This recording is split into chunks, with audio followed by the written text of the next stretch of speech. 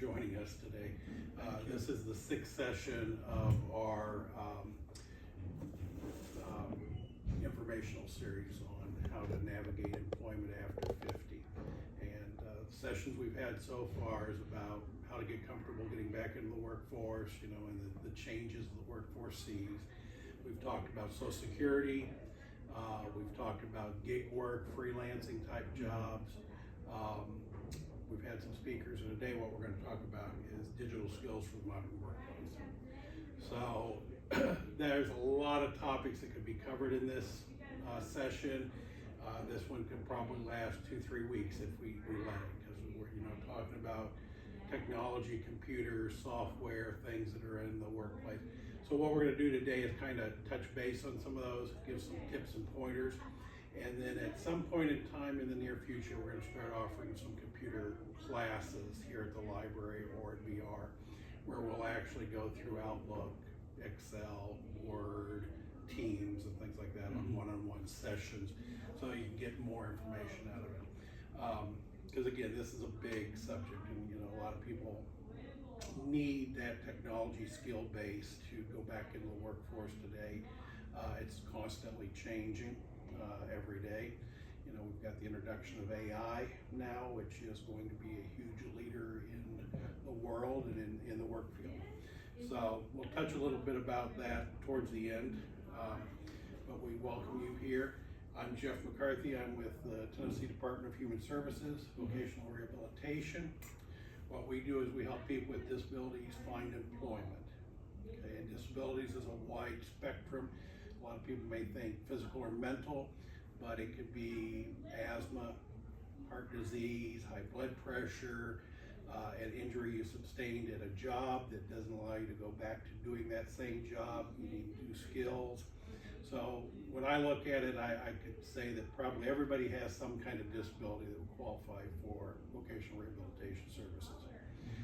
We do a lot of the same things as AJC, but I think we do it better because we help advocate for our customers to the employers one-on-one, so that they can find jobs, reintegrate back into the community, and provide back to society the way they want. So, but you don't have to be a client to be in our presentation or enjoy the benefits of listening to me today. So we'll get started. What we're going to talk about today, we're going to look at an overview of digital skills for the modern workplace, what the importance of digital literacy is in career growth. So those are the two topics that I'm hoping that we are able to give the information and you walk away from today a little bit more knowledgeable. So when we look at technology in the workplace, the first thing that comes to mind is obviously communication and collaboration tools. Those are the biggest factors. We communicate in the work world now more by email than we do face-to-face. And there's some important skills that you need to have when you're doing that. So we're going to look at professional email etiquette. We're going to look at video conferencing tools briefly, and we're going to talk about how instant messaging collaboration works. So within most normal workplaces today, email is the king of communication, but you're also doing Zoom meetings or Teams meetings over the computer instead of in person, and you're also using those instant messaging services like Team or Slack or Google Chat to communicate across a spectrum of people or one-on-one with somebody within your organization. So we've grown more comfortable staying in one place in our job, in our seat, or in our workplace, and communicating out digitally. So when you look at email etiquette, I think this is the biggest thing that people sometimes have challenging time with, is that an email should be viewed as writing a letter. It should be professional, should be well formatted. You want to use a clear and concise subject line. So if you're emailing somebody to want to set up a meeting, you could say in that subject line, meeting request, or touching base on a meeting request, something like that. Don't put in the subject line, "Hey bud, how's it going today?" or something like that. You know, these are professional communications that are going to be seen by your colleagues, but you don't know who else that might be seeing if they're forwarding it on. So you want a good, concise subject line of what that email's about. The other reason that is important is because we all get thousands of emails every day. So if it's something that you really want attention to, the subject line is what's going to draw that reader in to look at that email. Otherwise, they're going to be going, okay, I don't need to look at these until later in the day, or these don't count, or maybe they think it's spam or something like that. You want to greet the recipient appropriately. So just like in a letter, dear sir, or teammate, or if they're a doctor, Dr. so-and-so, but be professional. Use paragraphs short and to the point. So again, I say that it should be written like a letter, but it shouldn't be the length of a letter. What you want is an email should be precise, something that can be read within 30 to 60 seconds, picked up on, the points made well, they know what they need to do from what you're asking.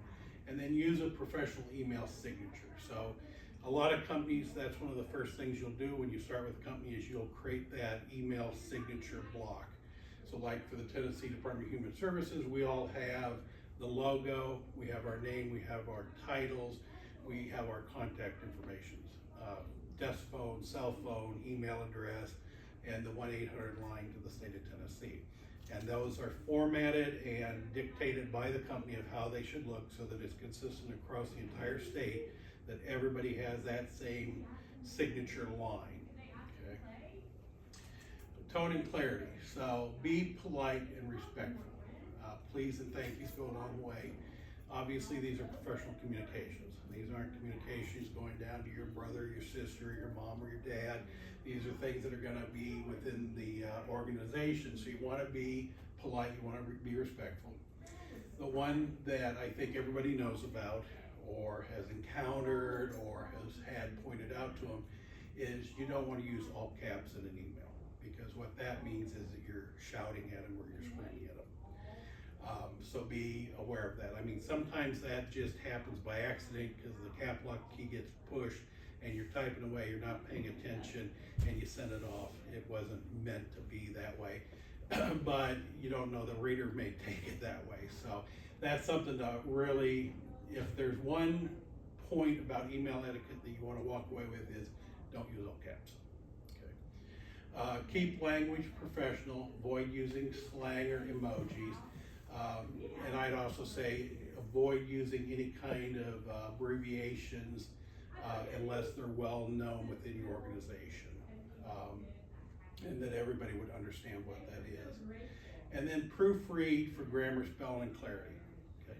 Today we have wonderful tools. We have spell checkers. We have Grammarly, which can not only check your grammar and your spelling, but it can also help you clarify the text that you're writing, reword it better, or to the target audience you want. So that is a good thing that I recommend everybody to have on their computers, Grammarly.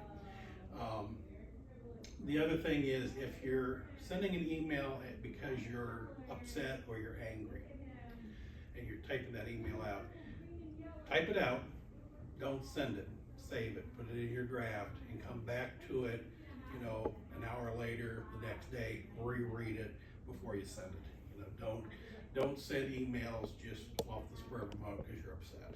Okay. Replying and responsiveness. Replying in a timely manner within 24 hours is the recommended idea. That's what the state of Tennessee has for us, is that we are to reply to our emails within 24 hours. Use reply all only when necessary. I think if there's a point two to be made in email, is know when to use reply all. Okay. If it's a message from your boss to a group of people asking for a generalized, you know, give me the budget updates for today, then that might be a reply all to everybody so they have it. If it's me sending out an email saying, hey, you're gonna come to my birthday party this Saturday, and I send it out to a group of people, they probably don't want to be getting 50,000 emails throughout the day from everybody replying all that they're coming. That would just be a reply back to me. Okay. If you're forwarding, add context so that the recipient understands it. So if you get that email and you think, hey, I need Spencer to know about this information, well, make sure you put in the topic line or within the email when you forward it back that, hey, Spencer, I'm copying you on this for FYI, or I think this pertains more to your position. You may need to be aware of this. Okay. Attachment and links. Name files clearly before attaching. So when we're doing files, if what you may think is a good file name, you know, like Monday mornings recap, that may be good for you because you know what Monday mornings recaps are. But if you're sending it out as attachment, I may not know what that is. So maybe it's better to say, you know, fiscal year budget period to date, so that I would actually know what that attachment is. Okay. Mention the attachment in the email so it's not missed. So, you know, that can be just as easily as see attachment, or I've given you the attachment which has the information you're seeking. Double check the links before sending. Make sure that what you want to send is what's in there. You don't want to be embarrassed, you know, sending out the budget report and you accidentally attach your summer vacation photo to it. So you want to be cautious and just double check everything. Privacy and confidentiality. Okay, so when you look at email, you've got the recipient line, you've got copy line, and then you have the blind copy line. Use blind copy for mass emails to protect privacy. So this is one that we use, you know, if I'm sending out to our board members information, okay? I don't want to be sharing their personal information with everybody I'm sending it to, you know, and personal information being their email address, because I may not have the authority to do that, or they haven't given me permission to make sure to share that with other people. I would put all my recipients under BBC blind copy, so that when you receive my email, you're only going to see that I sent it to you. Even though I sent it to 50 other people, you're just going to see it being an email for you, and you're not going to see their email addresses. It's good when you're trying to send out mass emails and you want it to be more personalized, so you think, hey, this Jeff is reaching out to me personally, that makes me feel good, and you don't know that I actually sent it to 50 other people. Be cautious when discussing sensitive information. I think a good thing that's been in the news just recently was that they were talking about the military actions they wanted to take in Yemen, and they used a private email server, or a public one, and it went to people that shouldn't have had that information. So, you know, think about being cautious when you're discussing sensitive information. Is it going to the appropriate people? Do they have authority to see that information? Is it appropriate for them to see it? And then double check the recipients before hitting send. This has happened to me, this happens a lot.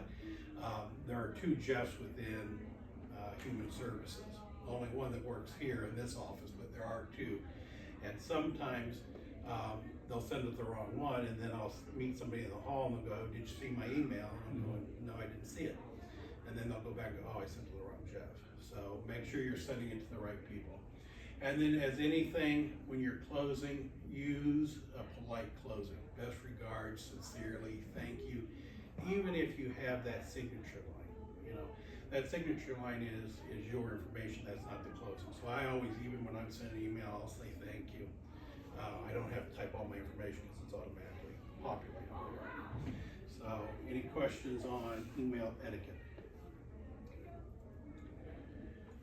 So we'll talk about video conference tools. I think this is the second most utilized thing in business today.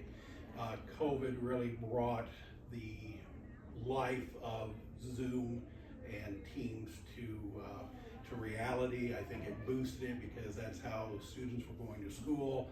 That's how we were meeting with doctors. That's how we were working when we were working from home. So it's really became a very popular tool within the workplace. And even today, just before I came here, we had our weekly staff meeting. We're in 2 regions, so we've got people in Chattanooga, and we have people here in Cookeville, all on that meeting. But even though there's 5 of us in Cookeville, we still hold it by teams. Even though my counterparts are sitting in the next 3 offices down, we're all on Teams doing the meeting instead of in a conference room. One, it helps to make the communication and the interaction better because you're all can see each other. If you're in a conference room, unless you have really fancy technology of cameras that move around and vision people speaking, people may get missed when you're on a call. So set up and joining meetings. So you schedule Zoom meetings, team meetings through your calendar typically. So you use built-in calendar integrations via Google or Outlook, Yahoo, any of those.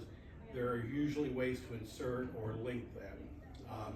Within Outlook, when you're in your calendar, you're setting up a new meeting, there's a button at the top that you can say Teams meeting. You just click it and it'll populate all the information that's needed for somebody to join that meeting. You can set that automatically to do every calendar appointment to be that way, or you can have that turned off so that you're only selecting the ones you want to do.